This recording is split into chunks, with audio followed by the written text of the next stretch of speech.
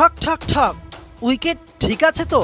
ম্যাচের আগে পিচ দেখলেন, টস জিতে ব্যাটিংটাই নিলেন আফগান কাপ্তান রশিদ খান, কিন্তু শুরুতেই উইকেট ধরে খেলার স্ট্র্যাটেজিটাই ভূপাতিত করল আফগানদের। কোচ ডোয়াইন ব্রাভোর কপালে চিন্তার ভাঁজ। সুপার 8-এ কোনো ম্যাচ না জেতা বাংলাদেশ শেষ ম্যাচে নির্ধারিত ওভার বা রানে জিতলে অস্ট্রেলিয়া আফগানদের টপকে সেমিফাইনালে উঠবে। ক্রিকেটকে গৌরবময় অনিশ্চয়তার খেলা বুঝি এজন্যই বলে।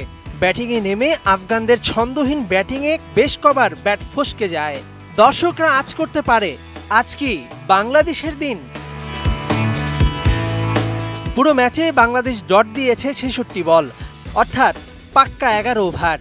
আফগানদের কম রানে বেঁধে ফেলার রহস্য কি এটাই? বেশ কিছু হাফ চান্স ক্যাচ ফুল চান্স করতে পারলে আরো কম রানে বেঁধে রাখা যেত।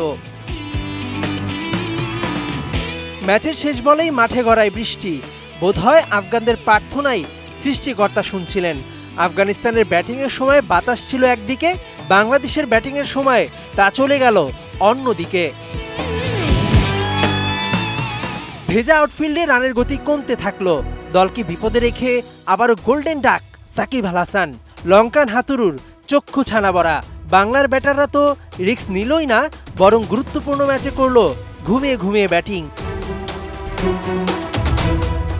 এই ম্যাচ হারলে ইতিহাসের পাতায় সব অর্জন ধুয়ে যেত না, বরং 12 ওভার 1 বলে ম্যাচটা জেতার সাহস দেখাতে পারলে সারা দুনিয়াকে বলা যেত আমরাও পারি।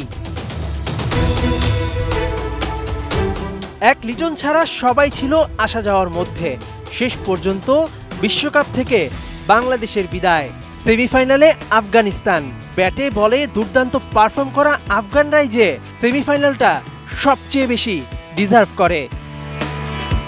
মেহেদী নাইম, 71।